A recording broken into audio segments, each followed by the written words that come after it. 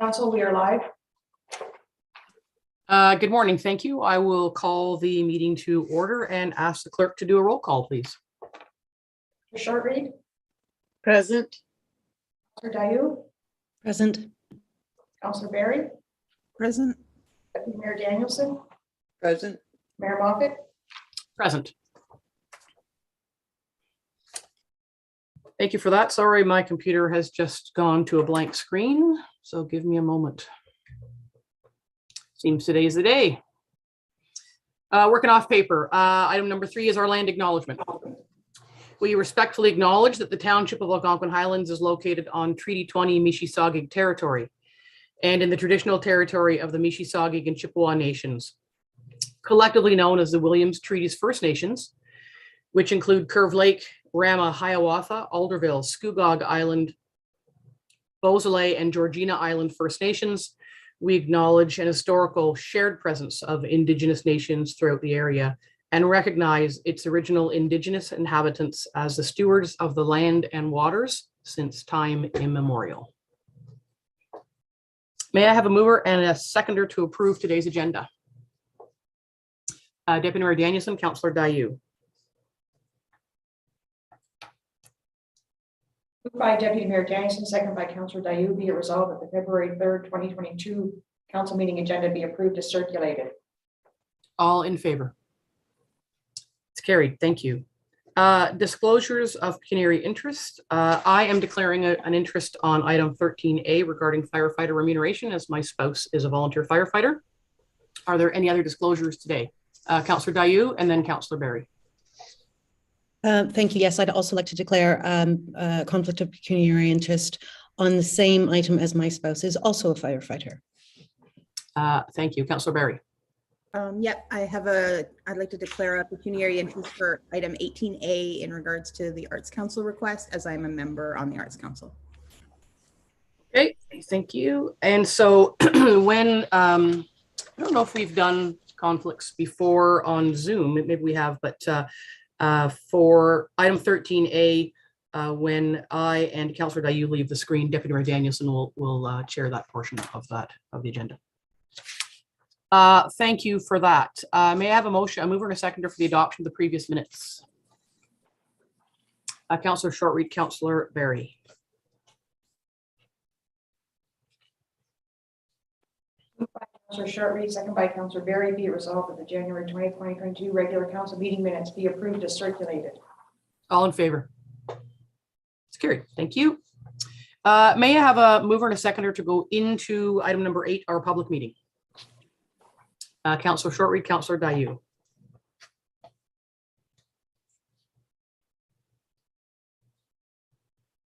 Moved by Councillor Shortreed, second by Councillor Dayu, be it resolved council adjourns its regular meeting at 9:03 a.m. in order to proceed into a public meeting for the purpose of zoning bylaw amendment application A, ZBA 921, part of lot 29, concession A, geographic township of Sherburne.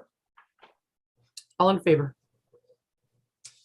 That's carried. Thank you. I will bring in the planner.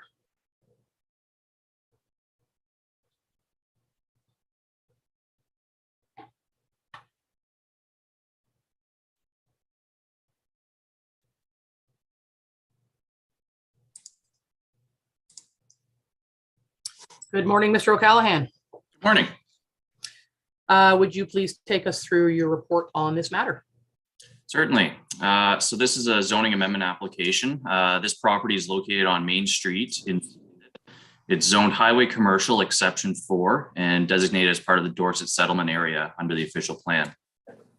The lands are approximately 0.25 acres in area with 27.4 meters of frontage on Main Street. The surrounding uses are generally commercial and hamlet residential. The lands are currently developed with a 1,000 square foot commercial structure and a 650 square foot detached garage. The owner is proposing to construct 2 additions to the commercial building, increasing the size by approximately 120 square feet. They are also proposing to change the use of the structure to a single family dwelling. So the proposed amendment is to rezone from highway commercial exception 4 to hamlet residential with an exception. It would permit the renovation and expansion of the existing commercial building to a dwelling. It will also recognize the minimum interior side yard setback reduction, as the proposed addition will be 2.74 meters from the southerly interior side lot line, where 3 meters is actually required. A letter of support was received from the adjacent property owner the building will encroach upon. Notice of the rezoning was advertised, posted on the property, circulated to all property owners within 120 meters of the subject lands, posted on the township website, circulated to all prescribed agencies. No written objections were received. 2 letters of support have been received, and staff are recommending approval of the proposed zoning bylaw amendment. Thank you for that. Seems fairly straightforward. Are there any questions from council on this application? Madam Clerk, has the applicant or their agent signed in do they need to say anything, and are they signed in? Yes, there is one applicant here to speak to it. And he's just coming into the meeting now. I don't know if you can hear me. My name is Peter. I'm here. Hello, Mr. Zarkowski. The planner has taken us through the application. Council has no questions.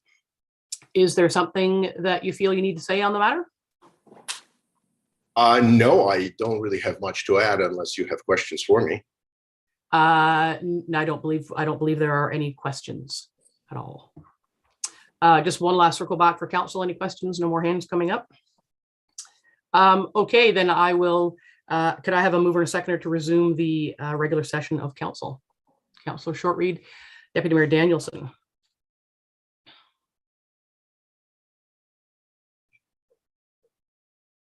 Moved by Councillor Shortreed, seconded by Deputy Mayor Danielson, be it resolved that the public meeting be adjourned at 9:06 a.m. and the regular meeting of council resume. All in favor? That is carried. Sir, that completes the public portion. So thank you for tuning in. There weren't any questions, so we're just going to carry on. So we're now back in a regular session, which doesn't include the public. So thank you for your time. Thank you. May I have a mover and a seconder to receive the report? Councillor Barry and Councillor Shortreed. Moved by Councillor Barry, second by Councillor Shortreed, be it resolved that council receives report PM 1122 regarding the rezoning of lands located at part of lot 29, concession A, geographic township of Sherburne, submitted by Sean O'Callahan and dated February 3rd, 2022, and that council directs a bylaw be tabled for consideration during its regular meeting. All in favor? That's carried. I was going to ask something different. I was going to go straight to the next request, which is a mover and a seconder to support the bylaw on this. Councillor Shortreed, Councillor Dayu.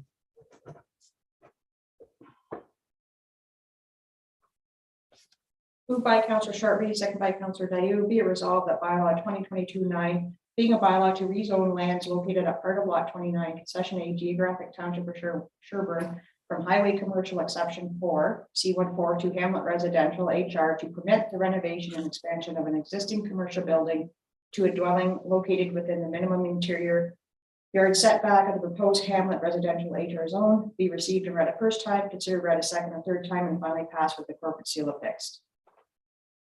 All in favor? Carried. Thank you. Item number 10, the bylaw is at the bottom of the agenda with the other bylaws, but this is just an opportunity to comment and congratulate Mr. Greg Moore on his appointment to the position of CBO starting in a couple of weeks. So I believe that, and the CAO will let me know, there will be one last report from David before he leaves us. Yes, there will be.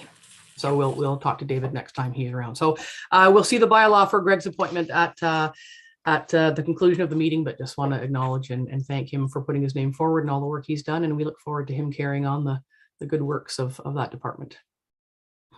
Item number 11 is Parks, Rec and Trails business, and we will bring in Mr. Card.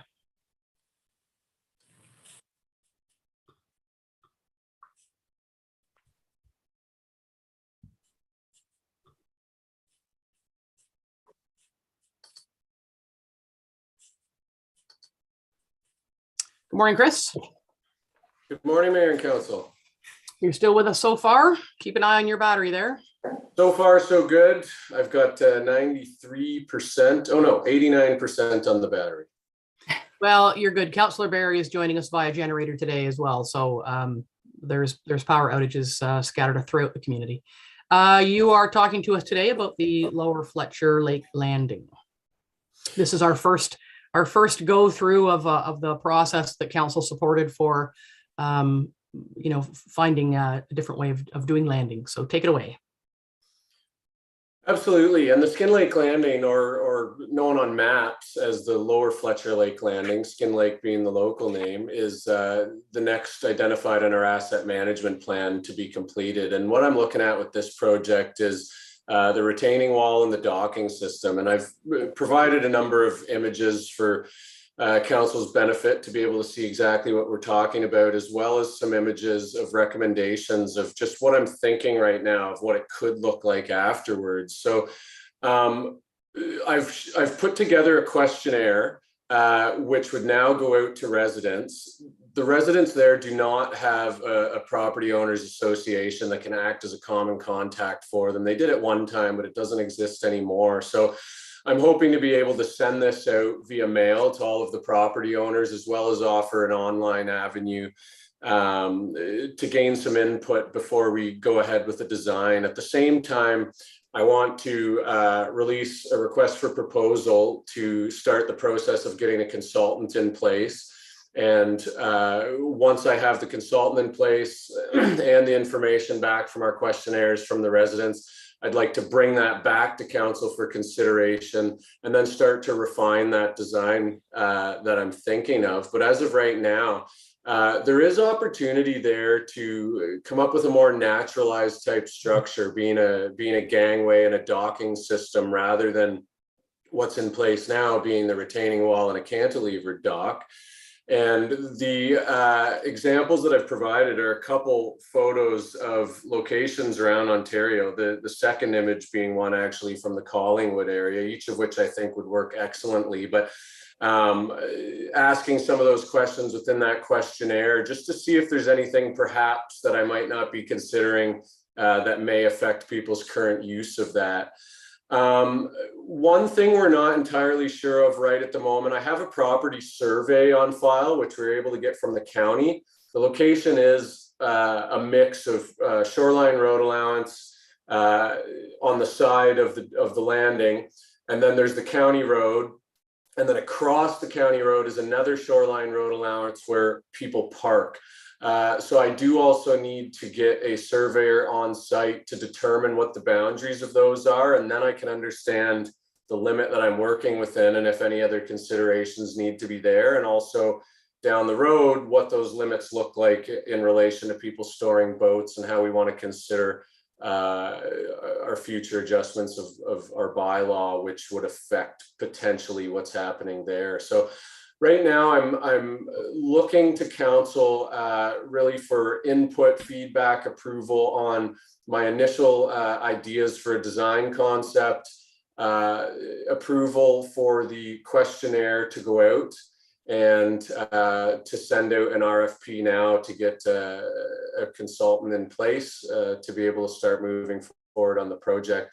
This is the consultation phase was something that I hoped to complete last year, but given the times and time constraints, we weren't able to. So I'm hoping to be able to get this all done this year with a construction timeline, which will have to align with fishery windows probably in September. Yeah, thank you for that. A couple of, I'm sure there's lots of questions.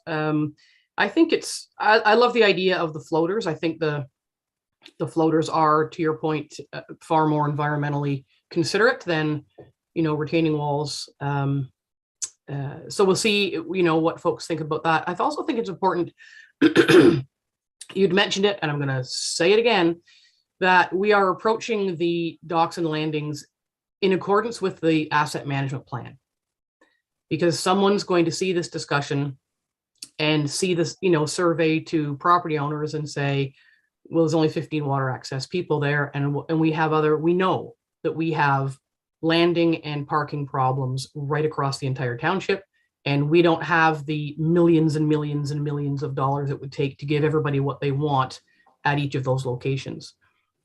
So I think it's important to make sure that that's understood, that this is based on the asset management plan, and we may as well do a better job while we're there than just say, well, we're just going to throw a dock in to address the asset management plan and then come back later and figure out the other things. We agreed that we would take a more fulsome look at these landings when they came up. So I'm actually sort of more speaking to the public than I am to council, because we know what we decided. I also wonder if we might on the questionnaire, and on the questionnaire, we need to say that the reason people are getting a questionnaire emailed directly to them is because they don't have an association, and that were we to do work on a lake like the size of Kawagama, we are not sending a letter out to every property owner. Let's make that very clear right now at the beginning, because there's an association there and you know, bigger communication channels.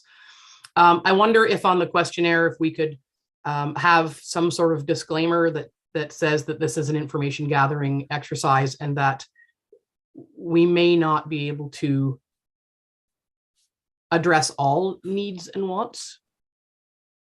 Because I know that Chris had an experience a couple of years ago when he was first looking at this, and somebody came over and said, well, we want docks, we want finger docks, and we want this and we want that.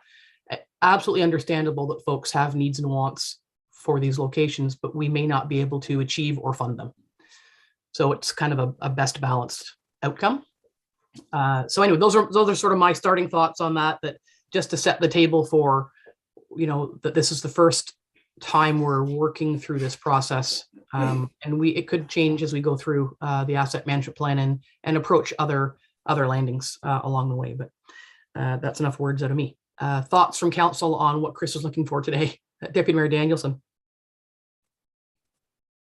You're on mute.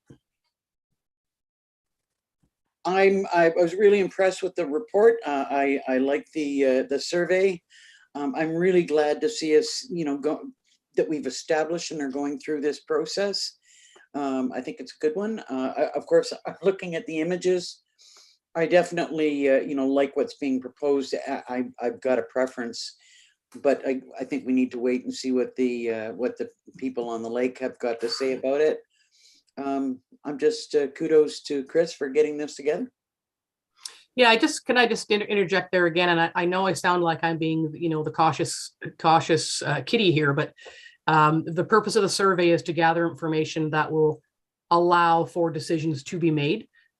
The survey is not for people to say, I want one in blue and I want one in green and I want my own private parking space. It's the questionnaire is technical in nature. So, and I know I'm over worrying that, but Councillor Dayu.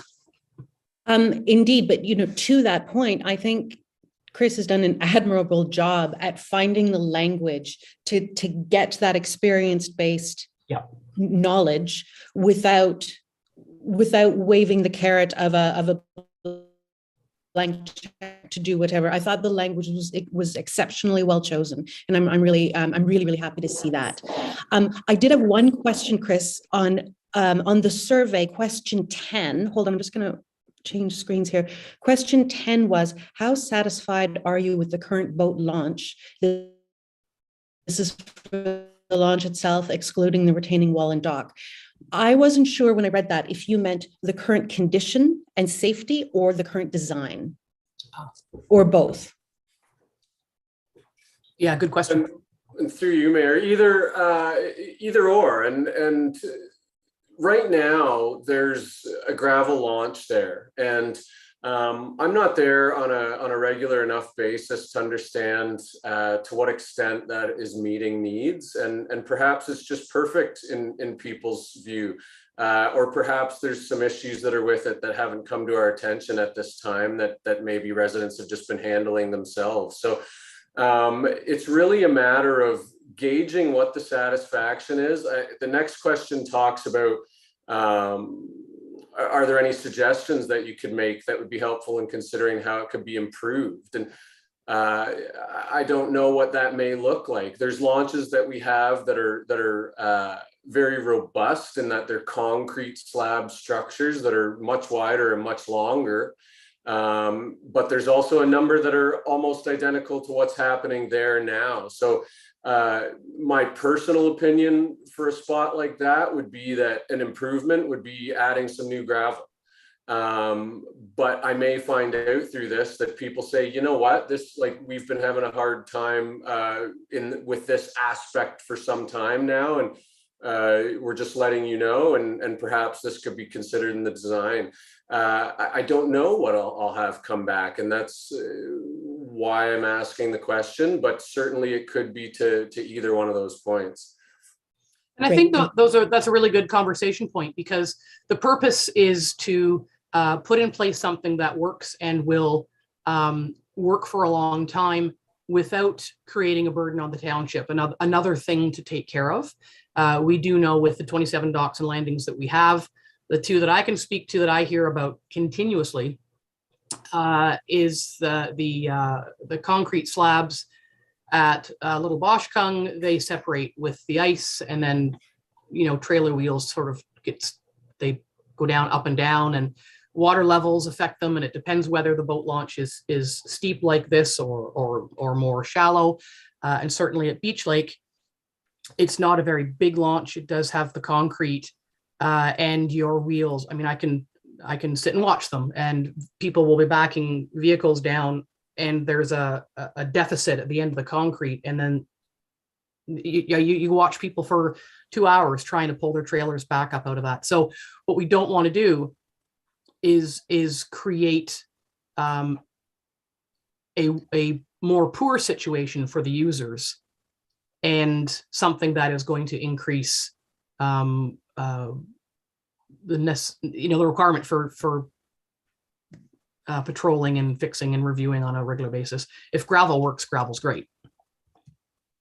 So bigger isn't necessarily better in that regard.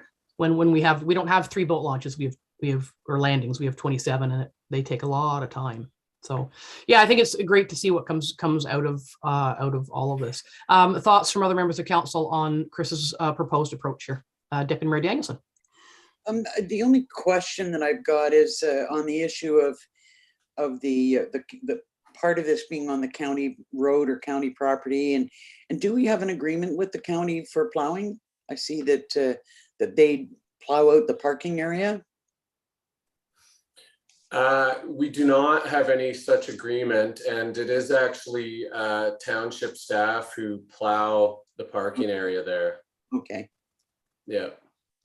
Sorry, I misunderstood. I thought I saw that the county was doing the plowing, and I just don't know if we're utilizing county land, if we need to have some form of agreement.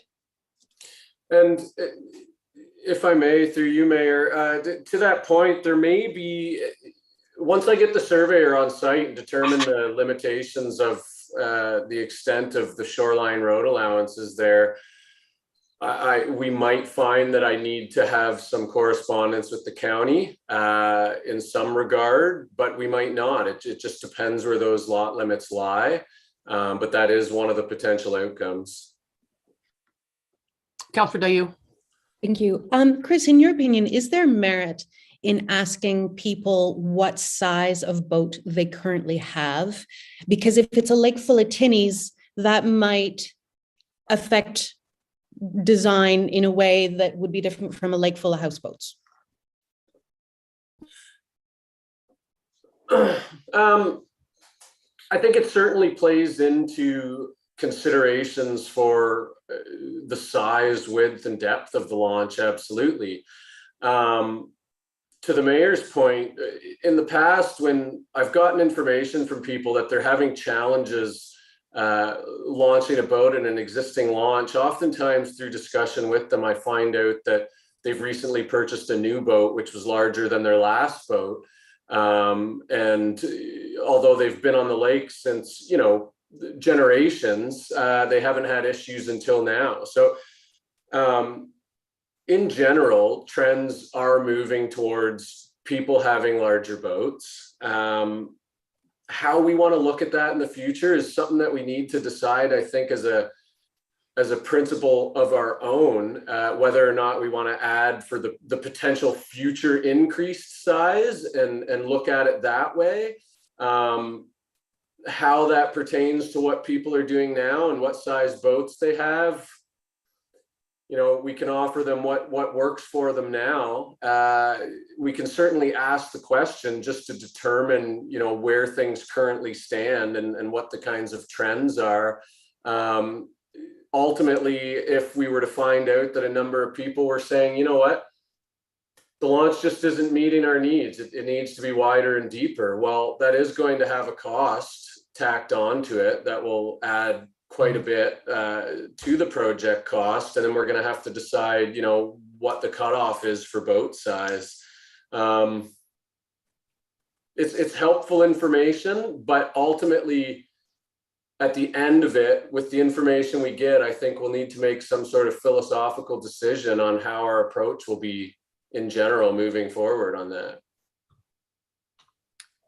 Sorry, I had a little spider coming down, and I thought something and I just put my hand up, and it was like, oh, I touched something. So anyway, I just got rid of the spider. Deputy Mayor Danielson. Yeah, I think that we need to be cautious about that because there are so many issues that we've heard raised about wakes and the impact on the shoreline, and you know, like, are we setting ourselves up for having to build something that is far more expensive? You know, I do think we need to have a philosophical discussion about how far we're prepared to go with accommodating what people may or may not have in the future.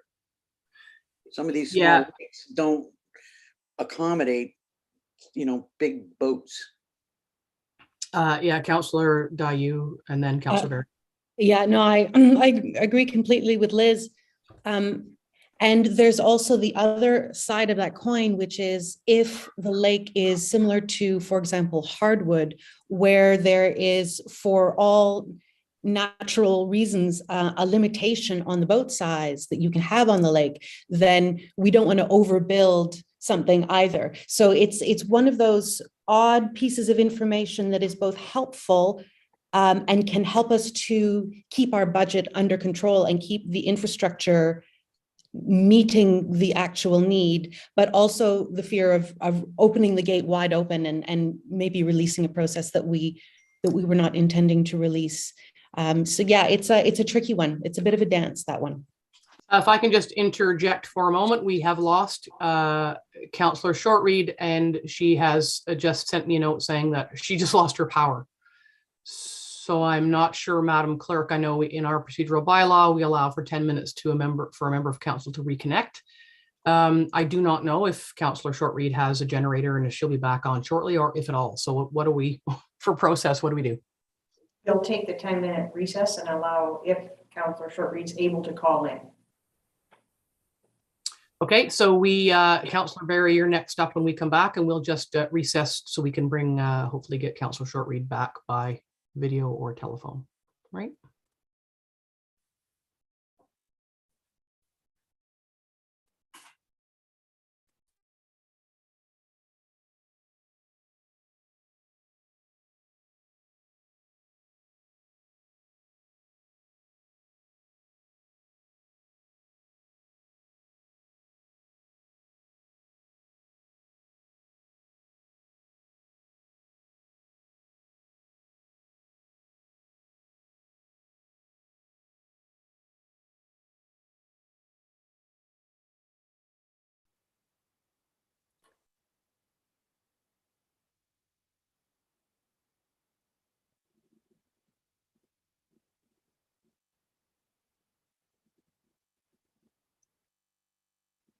Council, we are live.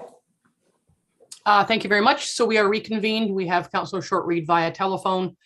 So we will have to, clerk will have to call the vote when we are voting on items.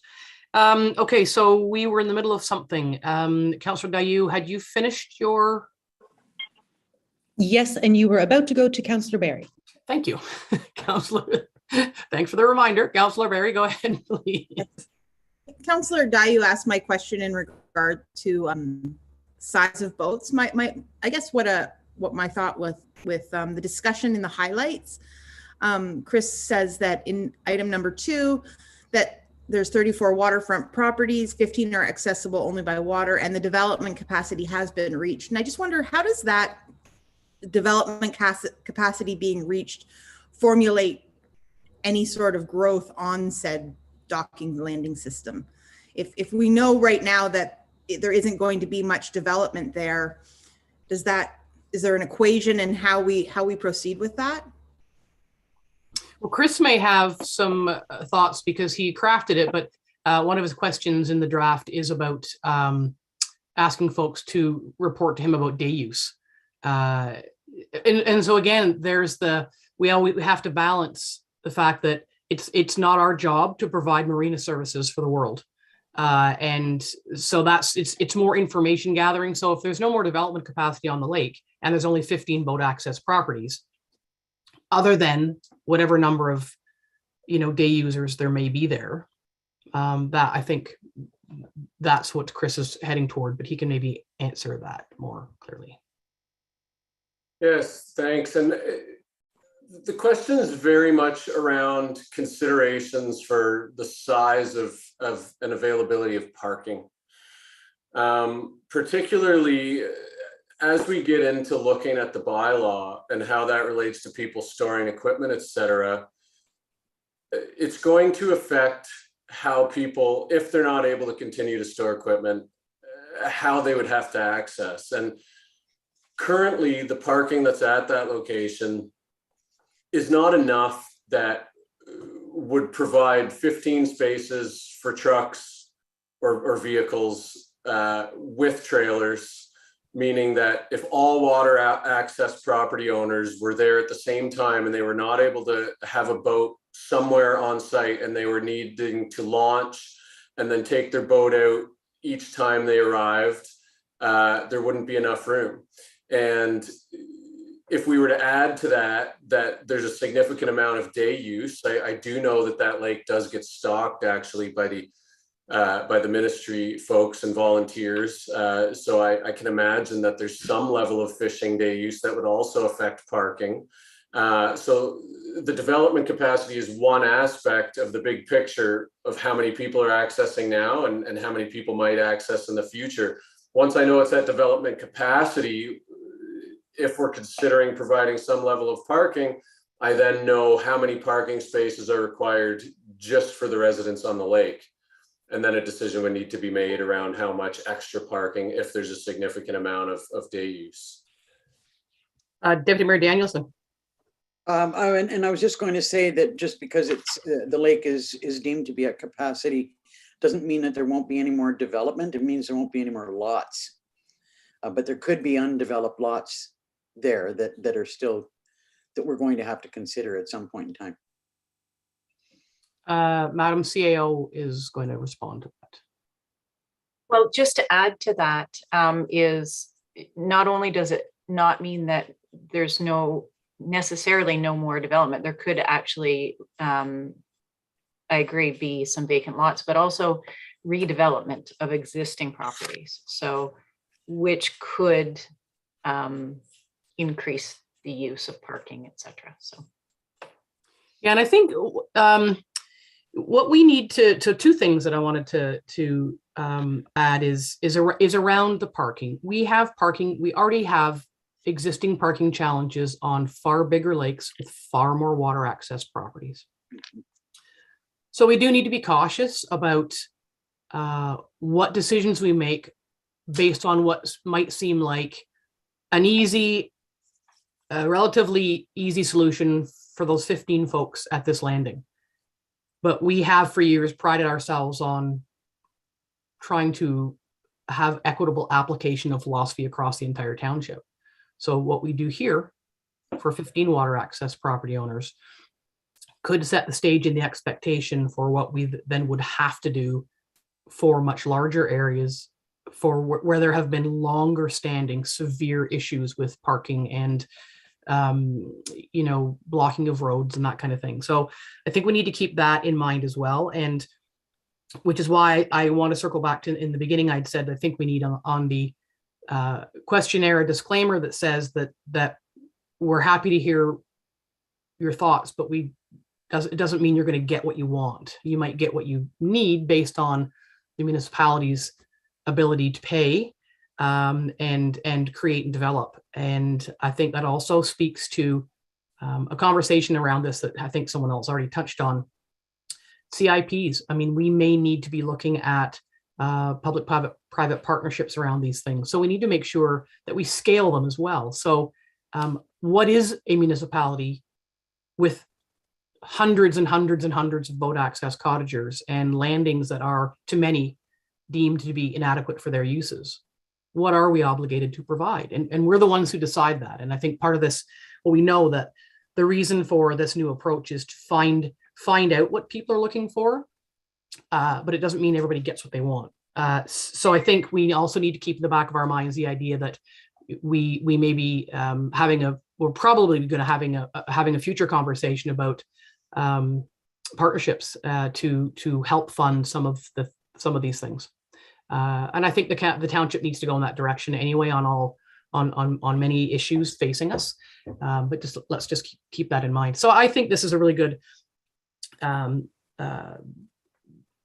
first time investigation into our new process. And I think a lot of interesting stuff will come out of it. And I think we'll probably find ourselves recalibrating as we move forward to find the thing that fits and applies to as many locations as possible. I'm going to go to Councillor Shortreed, who's on the phone, because I can't see any hands in the air, and just looking for your thoughts on this, Councillor Shortreed.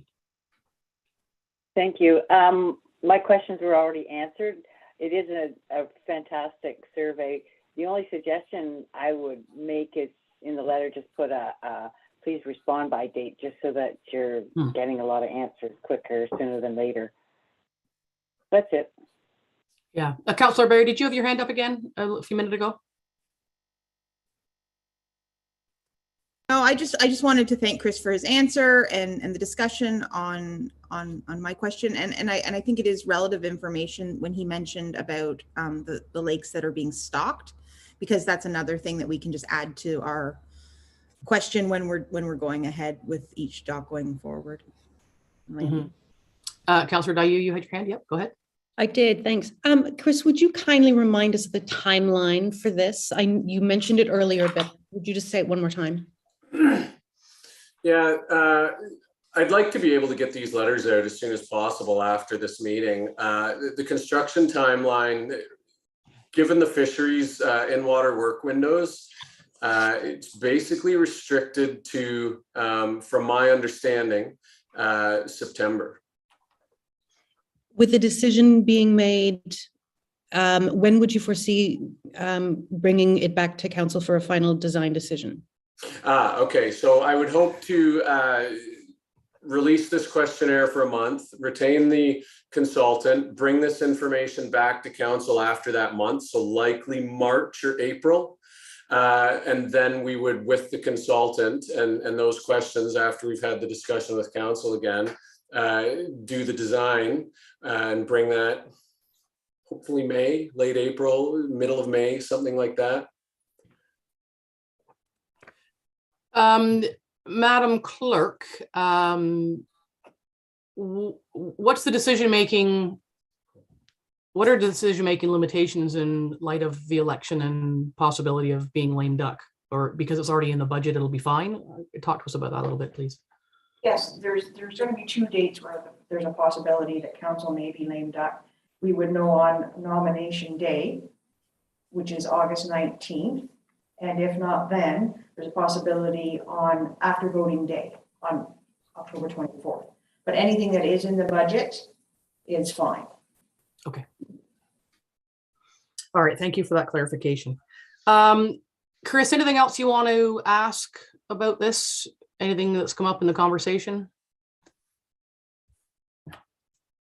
No, I think we've had a good discussion, and it's all been informed by several previous discussions. So I think I have everything I need at this time.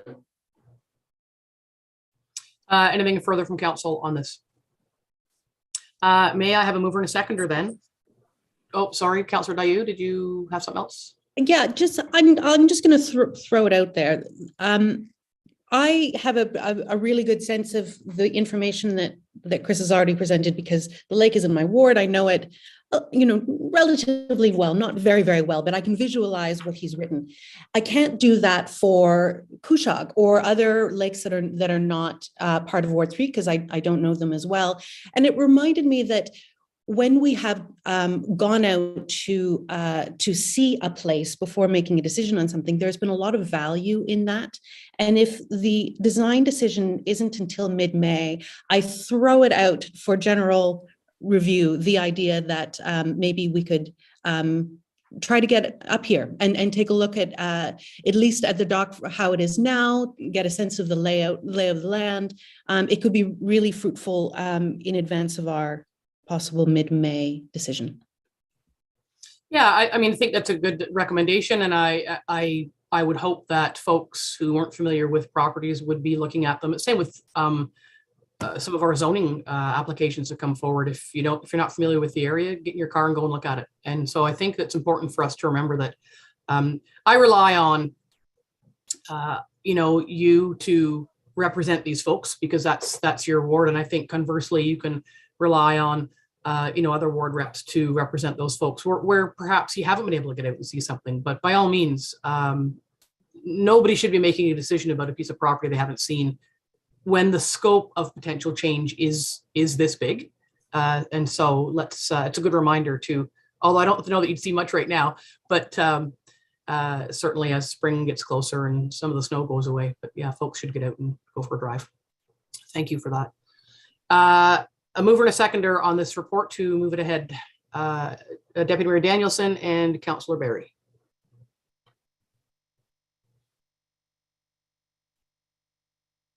Deputy Mayor Danielson, second by Councillor Barry.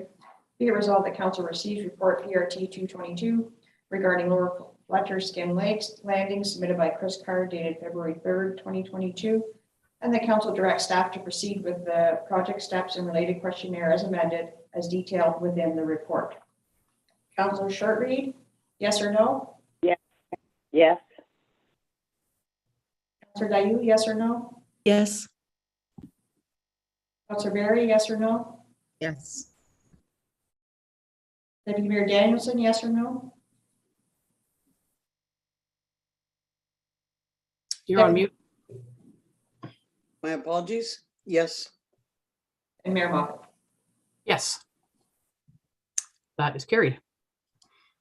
The next item up is fire services business, and we'll just take a moment to I'll pass the chairmanship over to Deputy Mayor Liz.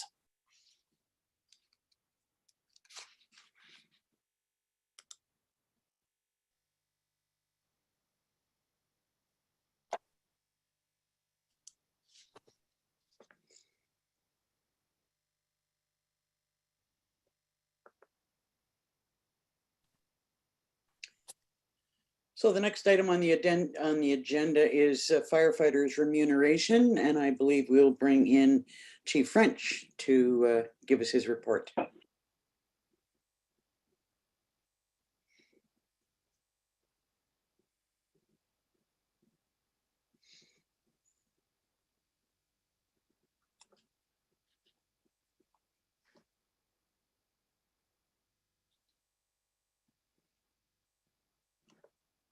Morning, Deputy Mayor Danielson, Council. Good morning, Chief French. If you would like to give us your report, and we'll then have a little discussion about it. Definitely, I'd love to. Okay, the report is on remuneration, specifically for officers within our department. So I'm sorry, Chief French, to interrupt you. I'm not sure that we have Councillor Shortreed with us. oh, okay. I'm here. Okay, I'm sorry. here. Go ahead. Thanks. Thank you. I wanted to give you a brief background of the report. Report's based on the wages of neighboring townships that we have: Dysart, Highlands East, Minion Hills, and Lake of Bays. Highlands East is an exception to the way the other departments operate. They're paid by a point system. Their point system, monthly, they take one lump sum of money, and it's based on minutes attending at calls. So I haven't included them going forward because it's a different system than the other departments are using. Based on that, the overall average wage for a firefighter within Dysart, Minden Hills, and Lake of Bays range between $19.75 to the rate of $20.51, which is the rate we have here in Algonquin Highlands. Based on that, all our firefighters make the same wage. So if you're a recruit firefighter with no training at all, you'll make the $20.50, or the district chief, you make $20.50. So I did do this report and putting for people to get paid based on their actual performance of their job and attendance at calls. The other municipalities use a stipend, which, for example, for a captain would be $1,000 a year they get above and beyond. I didn't choose to do that because of the demographics of our township. We do have 3 different halls that respond to a variety of calls in numbers. For example, Dorset and Stanhope average in the neighborhood of 140 calls a year versus the people in Oxton Lake, the members respond with 40. So I felt it was better to be paid based on call volume and attendance. It also where that would have a play in, for example, in Stanhope, we have firefighters, officers that work for the Ministry of Natural Resources, and they're away for a lot of the summer. So doing the hourly rate compensates them for when they're here. And it's basically more, it's a better balance. So then the officer that's here actually gets paid for being here, and they aren't getting the same amount as a general fund. So as we go through the actual report, I'll just bring it up here. The suggestion is that each level, starting with an acting captain, gets an additional $1.50 or 7.5% based on the firefighter wage is $20.50. So the acting captain make $22.01. The captain will make $23.51, and the district chief will make $25.01. So the recruit firefighter, who currently also makes $20.51, will be moved back to a wage of $16. And that's because they have no training and are in their learning stage. When they successfully complete the firefighter 1001, 1 and 2, then they'll be brought up to the current wage of $20.51. So as we proceed through the report here, it shows the various officers and what would the potential cost on the budget would be for based on each station. So an acting captain, station 60, if they came to every training we had and every call we've had averaged over the last 3 years, they'd make an additional $322.50 annually. So the additional cost of acting captains at station 60 is $645. For station 70, based on the same thing, attending all training, all calls on an average call based on the last 3 years, then make an additional $205.50 for a cost of $411. And we proceed through all the departments or all ranks at that size. So in the overall process, there are additional costs to, if you have any specific ones you want to know with, I can deal with them individually. But if all fire officers attend every call and every bit of training over the whole year basis, it'd be a budgetary cost of $9,294.50. Based on the recruit firefighters being put back to $16 an hour, we actually have a potential savings averaging 6 recruits go through each year of $3,915. Oh, sorry, $5,400 with a net cost of $3,915. Based on this year, we could tentatively, the budgetary impact could be $9,294.50. Our actual costs should be basic cost neutral. And that's based on the fact we had no training for the month of January, which saved us approximately $5,600. And the possibility of all our firefighters being at every training and every call, it should show up cost neutral for this year. The recruits that we have currently who are on roster would have to be paid under the $20.51 plan. So going forward is when we go down to $16. So The other issue that did come up, I've had discussions with all the chiefs within the township. And again, looking forward for service delivery and having a set rate across the county is our wages are the highest, but we're all within under 50 cents, which is good. The one issue that we do have that I just learned recently was our minimum payout time per call. And it ranges from a half-hour minimum payout for Algonquin Highlands up to 2 hours minimum call pay for Highlands East. So that's something that I'd like to be added to this for consideration to bring back to budget. Any questions? I don't have any questions at this point in time, but I do, I find it interesting that I would lead this particular discussion today because I've actually suffered 2 house fires in my life and know how absolutely devastating they can be. And I've also had firsthand experience of just how much our firefighters do for us, how much risk they put themselves at to save our homes and lives. And I'm really glad to see this report brought forward, Chief French. I think it's an important item for us to be talking about. And at the risk of upsetting the apple cart, the budget apple cart, that is, there's a couple of comments that I'd like to make. I have an issue with a reduction in any rates that we're paying. I understand what you're proposing and that there's no training, for new recruits, but I think we also need to think about the success of recruitment overall. And I just don't know about the reaction that we would get, if it was found out that we'd actually reduced a wage when the world is moving forward, more towards living wages and more appropriate wages, given the responsibility that people have. I'm very concerned, about the half-hour call out, when I think that our public works fellows probably get a minimum of 2 hours, maybe as much as 3 hours on a call out. I'm not sure about that number, but even if it was a minimum 2 hours, I think we need to do something about the minimum call out time. When you consider that a half an hour isn't even going to cover the cost of their fuel or lost wages if they're leaving work. I'm concerned that we don't appear to be considering cost of living increases for the firefighters where we do with all other staff and council. And that doesn't seem to be built into this. I might have missed something.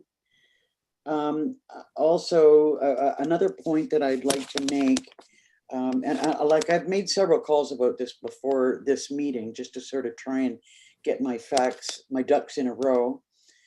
But one thing that I understand is that now I know that there's a big difference between city firefighters and, small town, rural Ontario firefighters. But it's my understanding that their training is actually the same, that there may be some differences. For instance, we might be trained in wildfire types of situations where they're looking at aerial ladders and tall buildings. But basically, if my understanding is correct, Chief French, that the basic training is the same. There's a standard for all firefighters. That's correct. And actually in the city, they get paid almost $50 an hour. So there's a big spread when you consider the training that's required for the positions. And I really appreciate the work that you've done to compare us within the county and Lake of Bays. But I'd really like to see us, we've always talked about, we'd like to see Algonquin Highlands be leaders in this regard, and in anticipation of further coordination with the municipalities or the consolidation of our departments, I'd like to see us be leaders and sort of step out and do something just a little bit beyond what's being recommended here. So having said all that, I would look for comments or questions from council. Councilor Barry. Thank you, Deputy Danielson. Those are great questions. Just a clarification. Is the training and response hours the same rate of pay? Correct. It is the same rate of pay. That was a big question that I had. I'll leave it to the next person that has a question. Councillor Shortreed, any comments or questions? I agree with what you said 100%, especially about reducing the new firefighter wage. In this day and age, when people are hard to find and they're volunteers, it's a hard pill to swallow. I get where you're going and I get why. It's, you know, going from 20 to 16, people talk, small town. I just can't agree with that. Councillor Barry. Yeah, another question in regards to, sorry, I just lost my spot here. In regards to the increases that are being proposed here for, you know, the stations, the captains and everyone, where do the increases, what are they based on? Is it based on cost of living, or is it based on sort of a collaborative approach looking at the other municipalities? I just wonder where those numbers come from. So the actual costs for each position is I based it on what would happen in a full-time department based on position. So in a full-time department, they take the base wage and they do a percentage above that. So 7.5%, 15%, and 22.5%. So then as you change your base firefighter wage, it reflects accordingly on the additional wages. Madam CAO. In the last number of years, we've done a cost of living increase in that report. I think in the last couple have come through me, but they were cost of living. If I may, I'd like to just ask a question around the call out. Chief, are you asking council for consideration for an increase in a call out? Sorry, I'm not aware of this. So that will definitely have budget impact. So we just need clarification around that. Correct. It's something that I, in discussion with the chiefs of the county, I didn't realize that we did have only half-hour buyout, or sorry, a minimum payout of half hour. So I am requesting that it be put in the budget consideration going forward to consider either an hour minimum or a 2 hour minimum based on the townships within the county. But I just came to light very recently.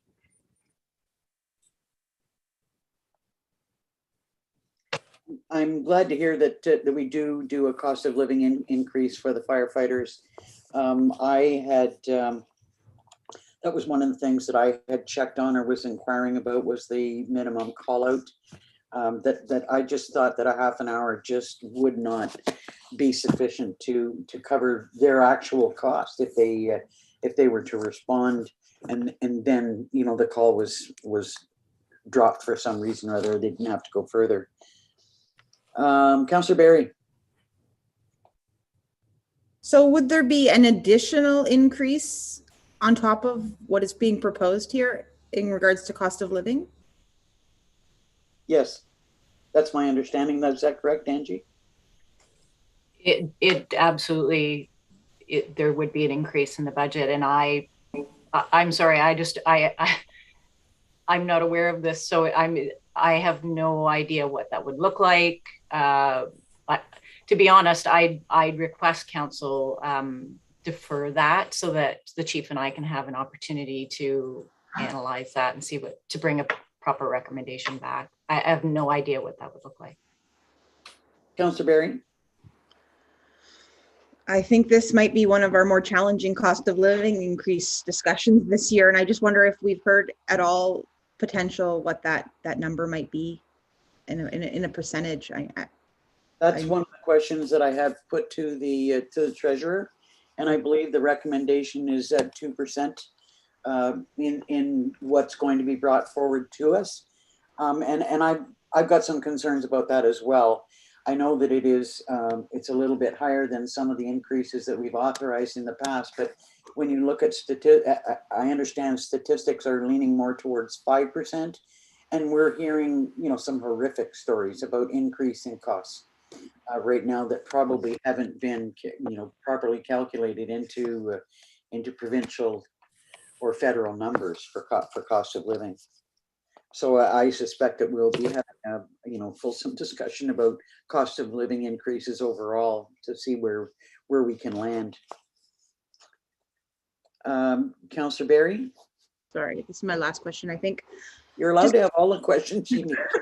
So in regards to recruits, if someone moves here, they become a new firefighter, is the recruit strictly based on a new recruit to Algonquin Highlands? Or if they're coming with experience or some sort of certification and training, would they then all of a sudden be a full-fledged firefighter? Or how does that work?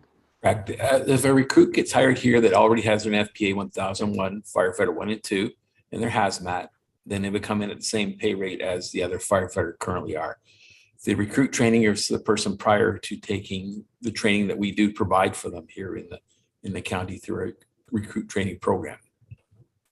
So they going into the program, they don't have any experience at all in the fire service. And just to follow up on that, how long, I think you stated in hours, but I just wonder how long does it take to go from a recruit to a firefighter on an estimate?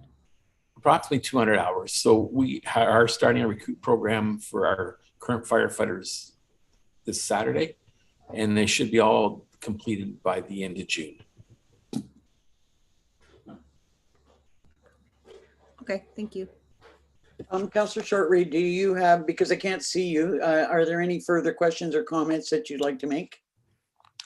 I'm good, thank you.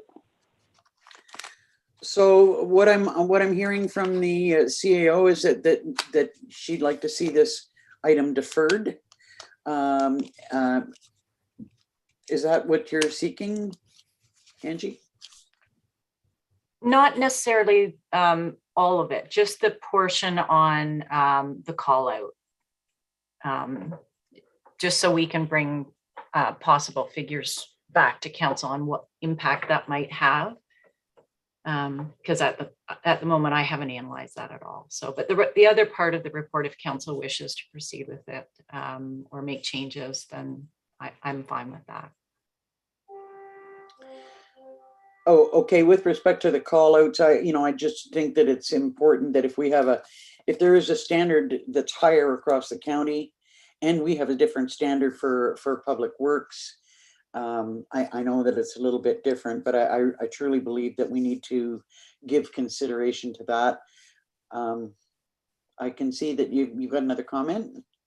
I just wanted to add, though, that the difference between public works and fire is that public works are governed through employment standards and the Act. There's a 3-hour minimum call out for public works or for any staff member. So it is slightly different, but absolutely understand where you're coming from. Okay, so I'm hearing agreement, just so that we're kind of on the same page. I'm hearing agreement that we're not necessarily supportive of a reduction for new recruits. That maybe they could stay at the rate that they're being paid now, and the other increases would go into effect. That we also would like to have a discussion about the call out time, and that would come back to us. And that, I really would like to see us just be leaders in this regard. And I do know that there's going to be a budget impact, but I think that there's some ways we can likely mitigate that to some extent. Councillor Barry. So I support what you're saying. Just a clarification. So if the recruit firefighter does not have a decrease, they would come in at 2051. And then what would happen when the recruit firefighter becomes a full-fledged firefighter, like with all of the training? Would there then be an increase on that? Because I kind of see an impact there.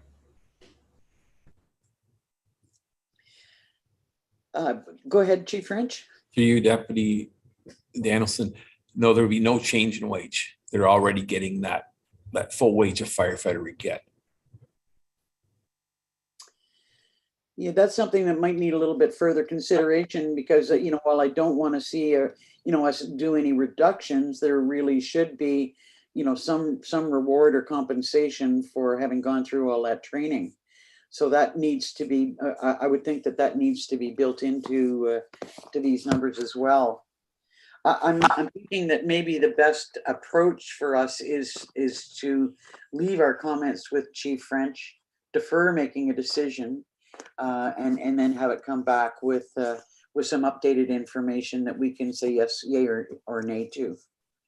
And obviously it's going to have to form part of the budget discussion. Councillor Barry? Not my last question, I guess. What is the probation period? Currently, our probation period is 1 year. Okay. And you've said that typically a new recruit would have about 200 hours. So they would be long well certified in that training period. Correct. So would it be council's wish to defer this and get, allow discussion between Chief French and the CAO and bring this report back? Will that work, Madam CAO and Clerk? Thank you. Thank you.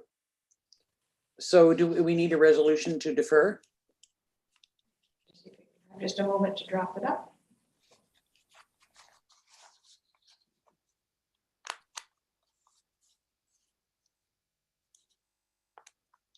And just in support of Chief French, some of these questions I myself only raised yesterday. So it might be, that might be the rationale of why he hasn't been able to talk to you about it yet, Angie.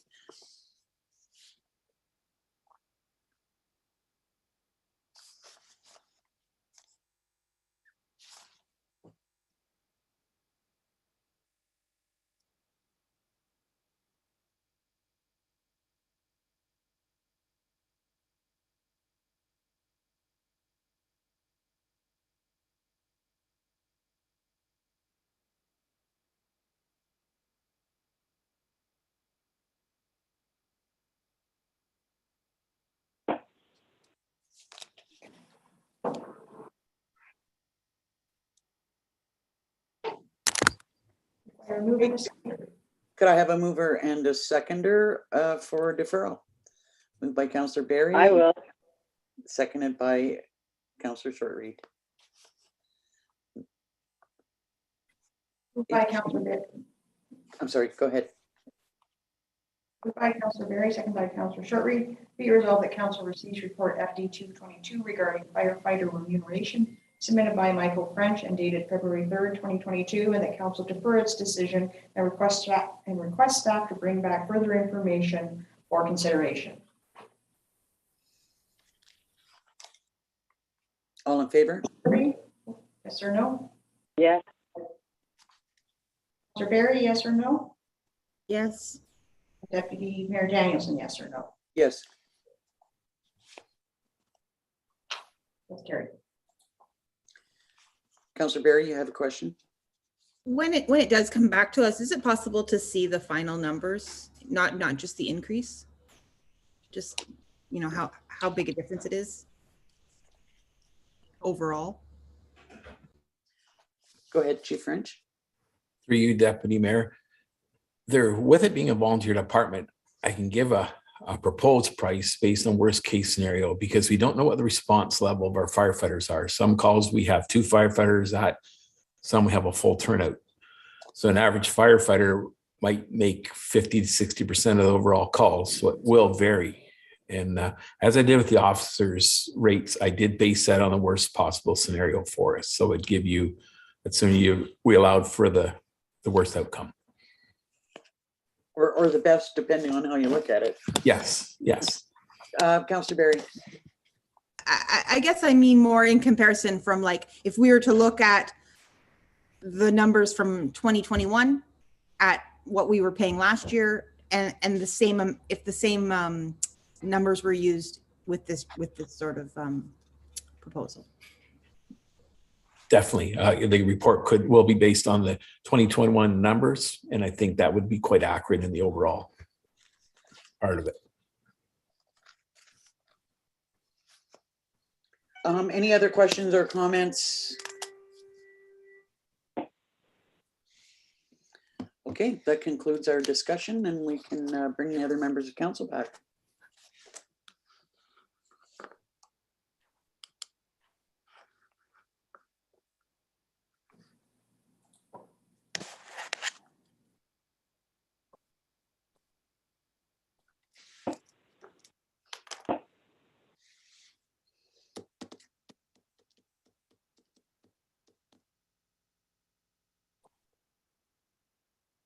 Okay, are we ready to continue? We are. Madam Clerk, we're good to go. Thank you. Item number 14 is finance business, and this is the annual report on council remuneration for the previous year. I'm not sure if the treasurer is joining us or not. Is she coming in? She is. Excellent.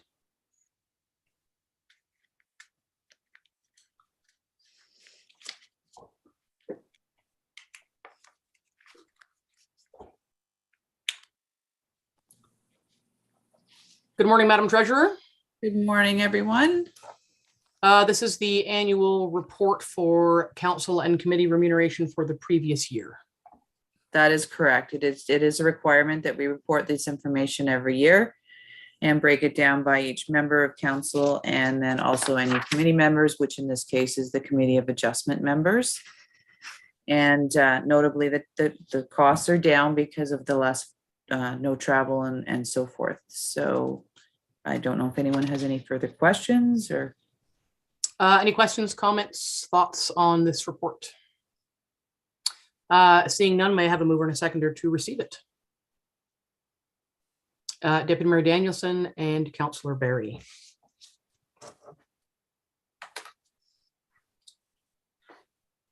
By Deputy Mayor Danielson, second by Councillor Barry, be resolved council accept Treasury Report TT 322 submitted by Jean Hughes and dated February 3rd, 2022 regarding the 2021 council and committee remuneration and expenses.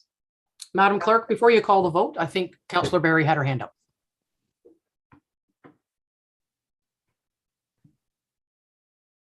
And so does Deputy Liz. Sorry, just clarificate or just a note where it says there is zero there's zero tabulated for other expenses in regards to conferences, workshops and that. I just want to make sure that when the budget is coming to us, that those figures still move forward, because eventually, hopefully we'll be going back to workshops and conferences. And I just don't want to see that we have to find that money in the future. I just wanted to make sure that that's being considered, even though this year we don't technically have any. Yeah, go ahead, Madam Treasurer, if you'd like. Yes, through you, Mayor. Yes, with those dollars are still in the budget. They may be a zero expense, but the actual expenses remaining in because we do anticipate they'll be resuming. Yeah, and it's the same with mileage. I've never charged mileage in my entire career, but we're entitled to, and so somebody one day will, and so that money needs to be in there. And I don't think Deputy Mayor Liz in the last few years has declared mileage either. So, but again, because it is an entitlement as part of the job, somebody will. So those dollars all need to be accounted for when that time comes. So we had a mover and a seconder, and Deputy Mayor Liz, go ahead. My apologies. I should have, I was talking to Jeannie yesterday. I should have asked this question. I see that I have a $69 amount under benefits, and I don't recall claiming any benefits at all. So I just wonder where the $69 comes from. Go ahead, Jeannie. Again, through yourself, Mayor. Basically, what happens, that is the benefits that we pay on behalf of you, the council members, and regular, CPP and all those wonderful things that we all have to pay. One thing to note, though, on yours is that there was an adjustment, a multi-year adjustment provided by our benefits coordinator or carrier for an oversight that was done back in 2019, and they were very nice enough to offer us a multi-year discount, which offset benefit costs that were overpaid for the last couple of years in relation. So, Thank you. Madam Clerk, I believe you can go ahead. Councillor Shortreed, yes or no? Yes. Councillor Dayu, yes or no? Yes. Councillor Berry, yes or no? Yes. Deputy Mayor Danielson, yes or no? Yes. And Mayor Moffat, yes or no? Yes. That's carried, I believe. Next up is administration business. Thank you, Madam Treasurer. Let me just switch over on my screen here. Next up is the clerk's report on the upcoming voting process. Thank you, Mayor and Council. This report is just an update to Council to let everyone know that all 4 local municipalities have awarded the contract for internet and telephone voting to CITO, and also to request Council's authorization for the mayor and clerk to sign the agreement once it is finalized. We're just currently working with CITO to review and any changes to the agreement. Questions or comments from members of council? Councillor Berry? Will we see this again, or is this just a formality to accept the RFP? This is just to, for the update and to authorize the mayor and clerk to sign the agreement once it's finalized. So this is it. We seem to have seen this a lot, I think, is Lisa's question is. You're on mute again. So if someone needed to physically vote, they could still do that at the township office. There will be a voting computer set up at the municipal office in October. The dates will be confirmed shortly when we were going to have that voting station. So they are able to attend here for assistance and or to use the computer. Okay, thank you. Councillor Shortreed, do you have any questions or comments? No, I'm good. Thank you. Thank you. May I have a mover and a seconder for this report? Deputy Mayor Danielson, Councillor Dayu.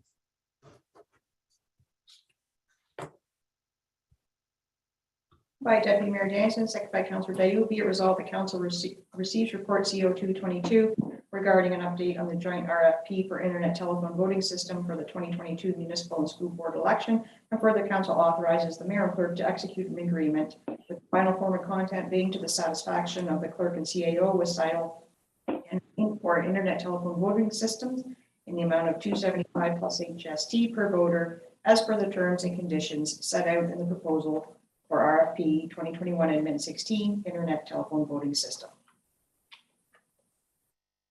Councillor Shortreed, yes or no? Yes. Councillor Dayu, yes or no? Yes. Councillor Berry, yes or no? Yes. Mayor Danielson, yes or no? Yes. Mayor Moffat, yes or no? Yes, and that's carried. Thank you. Next up is the CAO's report on benefits. Yes, thank you. Council sees this report every year. It's our annual renewal for our benefit plan. The treasurer and I once again met with Kyle Brewer, who is our agent for our benefit plan, which is Manulife. We did that on January 25th. And council can see from the report, our increase for this year is 3.5%. And overall, the last 10 years is an average of 4%. So, we consider that fairly reasonable. So I would recommend the renewal for this year. Thank you for your work on that. Any questions or thoughts from council on this? Councillor Shortreed, anything from you? I'm good. Thank you. May I have a mover and a seconder to receive this report? Councillor Dayu, Councillor Berry.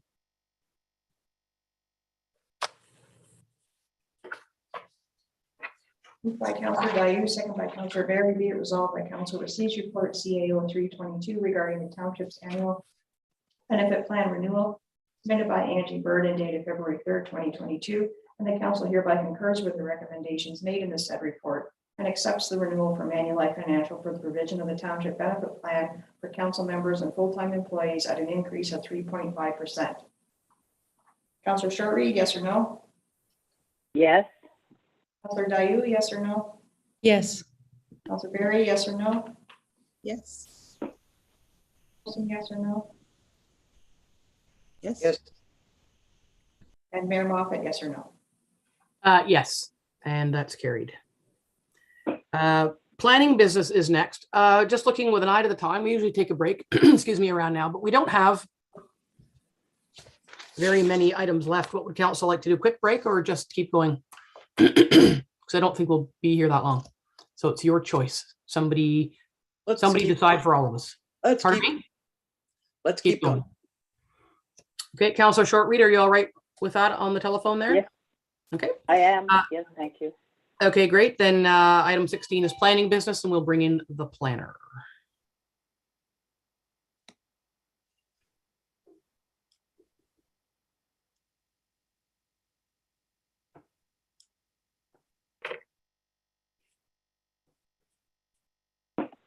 Welcome back, Mr. O'Callaghan. Thank you. First up is the Shore Road closing on Kawagama Lake.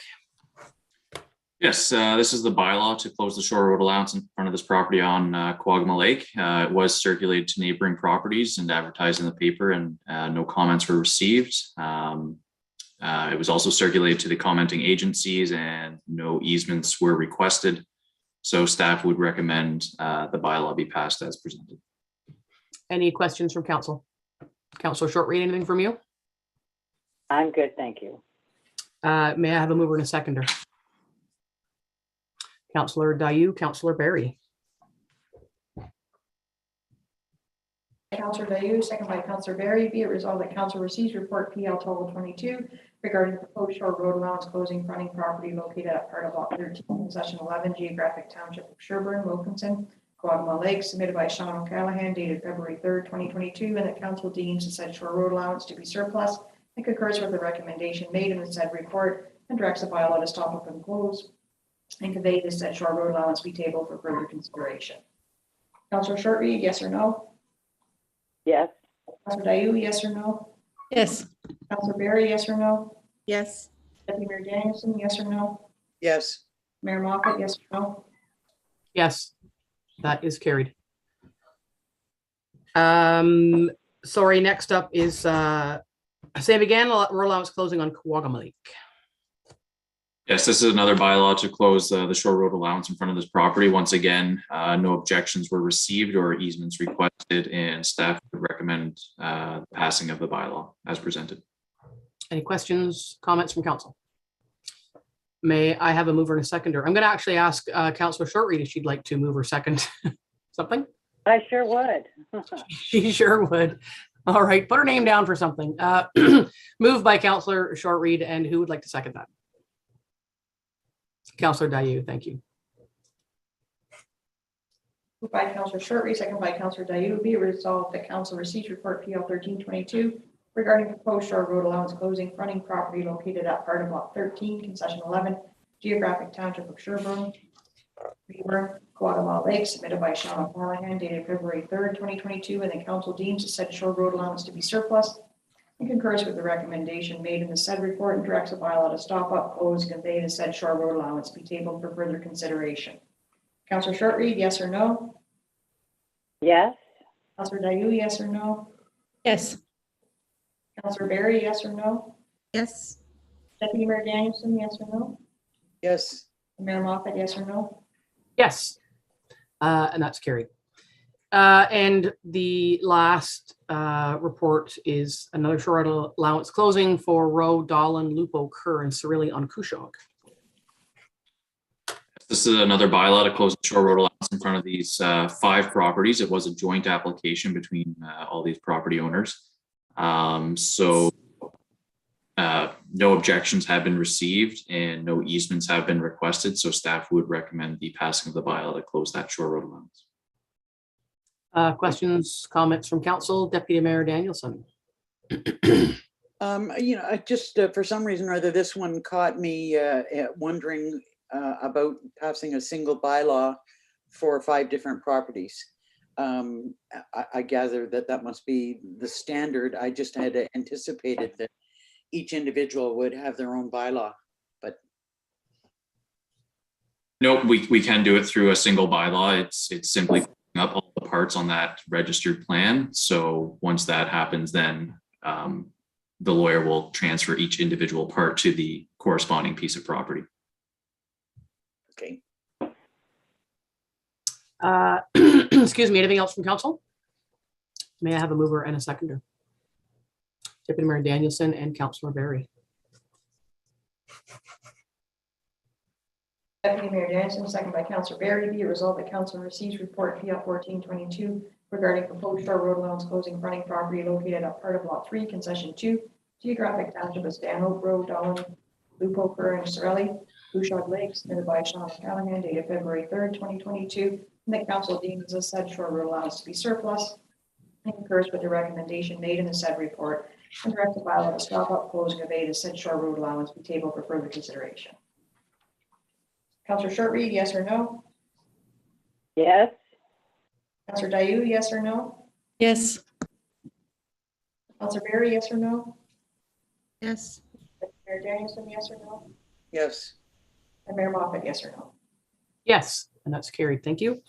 And finally, there is the Committee of Adjustment report. Any questions? Deputy Mayor Danielson. Not a question, just a comment that, just for the information of other members of council. In the past, quite often the Committee of Adjustment did not meet in the wintertime because of difficulty to access properties.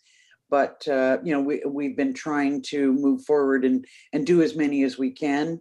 Construction doesn't stop, applications don't stop. But in the case of this last meeting, I'm not sure it's of the meeting that we held this month, the time frame between which Sean and David went and did the posting and we had the opportunity to get in and look at the property, there was a heck of a lot of snow and there was a couple of members who weren't able to access the property. So we had a good fulsome discussion about that, and we'll continue to include on the agendas anything that we can actually access. We were able to work our way through any challenges on this last meeting. Just an item for information. Thank you for the update. This is actually the report to appoint people, and I just kind of, I didn't ask, I just kind of assumed that it would be you, and I think I'm the backup. I would. I'm not sure about that. No, it's Julie. It's Julie. I'd be more than pleased to continue. And Councillor Shortreed. I will. There you go. Sorry, my screen has frozen again. Back to paper. Okay, so it's just the membership appointment. May I have a mover and a seconder to do that? Councillor Dayu, Councillor Barry.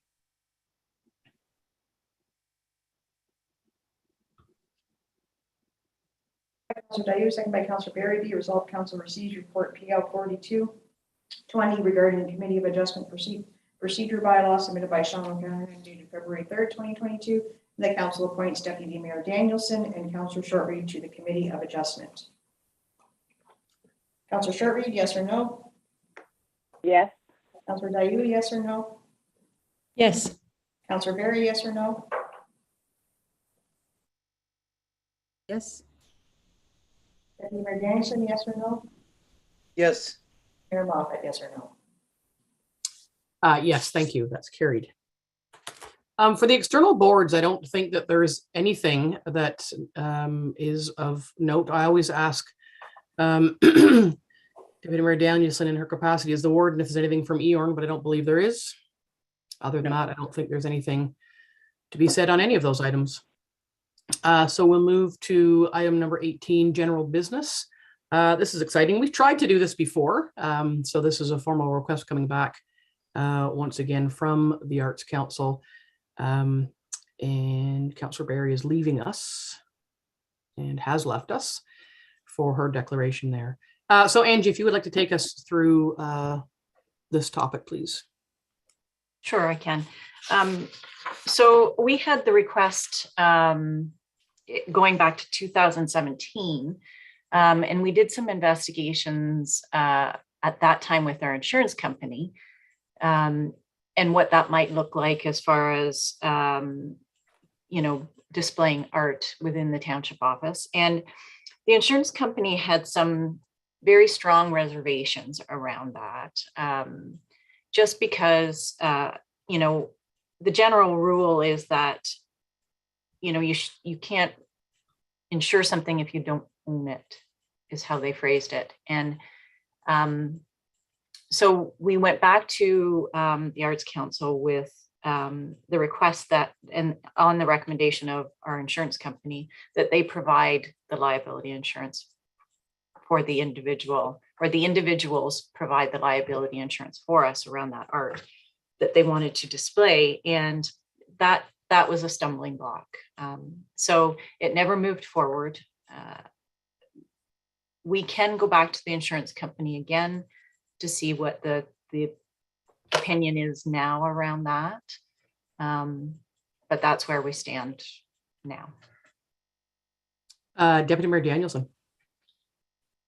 I fully understand the concerns associated with it. If something did happen to a valuable piece of artwork, we'd have a problem. But it does seem awfully unfortunate that so many of the decisions that we're faced with these days, we can't do, some of the small community things that we'd like to do because we're concerned about liability. It's a shame. It's changed the face of how we do business in small communities. It's unfortunate. Yeah, I don't disagree. So would you say that, do you want to ask again? I mean, I think this is a tremendously valuable opportunity. Is there a way to make it work, would be my question, is to take a page from Councillor Barry's book from on a different topic a number of years ago, is instead of yes or no, what about asking how? So is there a way, can we meet in the middle somewhere? I mean, a lot of artists probably, they may not carry the insurance themselves. I don't believe that the municipality should have to carry that insurance, but maybe we could ask again to see what that looks like and how. Let's put art in public places. Let's do that. Councillor Dayu, and then back to Deputy Mayor. I very much espouse Councillor Barry's approach. I think it is a how question. The answer might be considerably different because there are instances where you can be carried by someone else's insurance out there in life in the province of Ontario. For example, I believe if you're driving someone else's vehicle and you get into a car accident, your injuries are covered by their insurance. Obviously, don't quote me on any of this, but I also feel that in my recollection, there have been times when groups have requested to come under municipal insurance for an event or some such. And again, I throw it back out there for clarification, but I would like to know if there is a how, because it strikes me that there ought to be, and there probably is. Yeah, I think we'd have to also, have some caveats ourselves. We're certainly not going to hang something in a public foyer that anybody can just take off the wall and walk away with. And I sadly, I have to say, having owned 2 restaurants in Haliburton County, it's quite astonishing the number of things that just get taken off the walls and walked away with. So that would be a shame. Deputy Mayor Danielson. Just to continue in the vein of what Councillor Dayu was saying, I'm just wondering if there isn't some form of waiver, that the Arts Council or the artist might be able to sign. Madam CAO. We can certainly find that out, and there could be things that have changed in those number of years since 2017. Just reading the email that we had from that time, at that time, from the insurance company, there was a suggestion that we could have an agreement with the artists, but they strongly advised against it. So, but But we can certainly check again, maybe things have changed since then. Well, I think what we're hearing is council certainly supportive, and I will go to Councillor Shortreed in just a minute. And so we'll leave it to you. I mean, the question is, we're asking if there's any interest in the from the municipalities. Our answer clearly is yes, and then the conversation needs to unfold from there. Councillor Shortreed, your thoughts? I agree 100% on how it. Yeah. All right. Well, so Angie, we'll leave that with you to circle back with them and see. And it may be, it may be just continuing to work with the Arts Council on that give and take to see if we can make it work. Yeah, and how. Councillor Dayu. I don't have the email in front of me that Angie has, but I'd be curious to know whether in that email or in your general knowledge, Angie, if you know, or what, we strongly advise against because this would happen.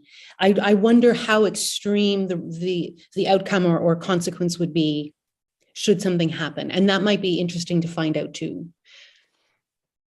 Yeah, and I think that's a good question to ask the Arts Council as well. If we undertake this with some cautionary advice from the insurance company and something is broken, damaged, stolen, I think we have to ask that of both the insurance company and the Arts Council and the artists they're representing. Let's be all on the same page and be transparent about what it is we're trying to do here. And so yeah, Angie, go ahead. I think the idea, and I don't have that in the email, but I think the idea around it was that, if something were to happen, then the municipality, the municipality is responsible for the cost of it. So it's definitely a risk. But we can delve into that further for sure. Yeah. So instead of speculating, let's leave council's thoughts with you to sort of circle back with insurance and Arts Council and see what maybe you come back with. Yeah, everybody agree with that? Councillor Shortreed? Yes, I do. Great. May I have a mover and a seconder in this regard? Can I put your name down there, Councillor Shortreed? You sure can. Then that's moved by Councillor Shortreed and seconded by Councillor Dayu. Moved by Councillor Shortreed, seconded by Councillor Dayu. Be it resolved, council receives correspondence from Pat Martin, Arts Council, regarding the countywide local artist display project, and that council directs staff to contact the township's insurance provider for further information and report back to council. Councillor Shortreed, yes or no? Yes. Councillor Dayu, yes or no? Yes. Councillor Berry, yes or no? She's not here because she declared a conflict. Sorry about that. Deputy Mayor Dennison, yes or no? Oh, sorry. Yes. And Mayor Moffat, yes or no? Yes, and that would make that carried. Thank you. Item number 19, are there any notices of motion? Correspondence, did anything get moved? Oh, we'll just wait for Lisa Berry to come back.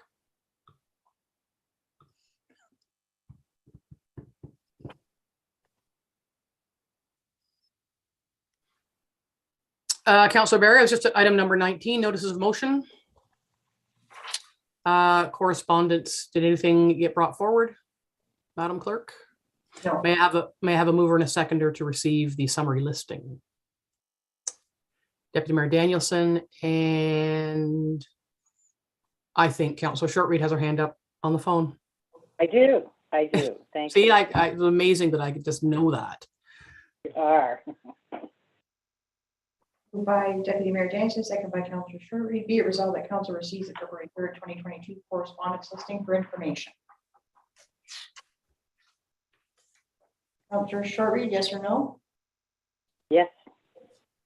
Councillor Dayu, yes or no? Yes. Councillor Berry, yes or no? Yes. Deputy Mayor Dennison, yes or no? Yes. Mayor Moffat, yes or no? Yes, and that's carried. Item number 22, may I have a mover and a seconder for the bylaws? Councillor Dayu, Deputy Mayor Danielson.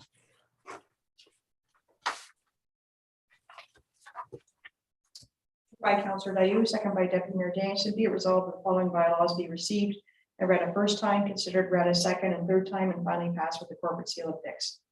2022-7, appoint a chief building official, Greg Moore.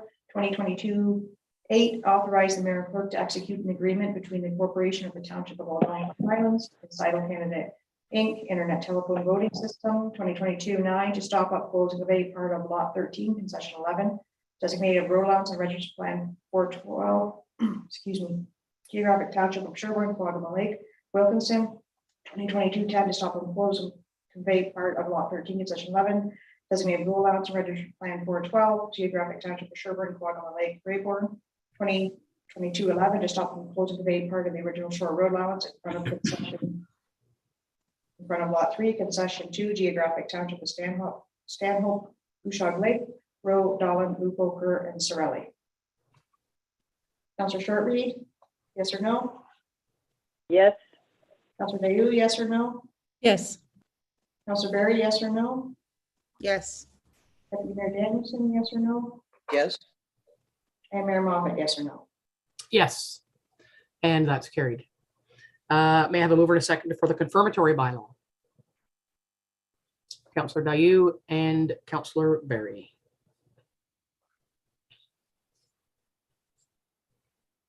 Moved by Councillor Dayu, second by Councillor Berry. Be it resolved that bylaw 2022-13 being a bylaw to confirm the proceedings of council held during its February 3rd, 2022 regular meeting be received and read a first time, considered read a second and third time, and finally passed with the corporate seal affixed. Councillor Shortreed, yes or no? Yes. Councillor Dayu, yes or no? Yes. Councillor Berry, yes or no? Yes. Deputy Mayor Danielson, yes or no? Yes. Mayor Moffat, yes or no? Yes, and that's carried. And finally, in spite of power outages and freezing screens and a few interruptions, we found our way through. So I'll look for a mover and a seconder to adjourn today's meeting. Councillor Berry, and I'm going to go to Councillor Shortreed on the phone. Would you like to second that? Sure can. Thank you for that. By Councillor Berry, second by Councillor Shortreed. Be it resolved that February 3rd, 2022 regular meeting is hereby adjourned at 10:48 a.m. Councillor Shortreed, Yes. Councillor Dayu, yes or no? Yes. Councillor Berry, yes or no? Yes. Deputy Mayor Danielson, yes or no? Yes. And Mayor Moffat, yes or no? Yes, and that is carried. Thank you everyone for your time today, and apologies for any disruptions on my end. Have a great day, everybody.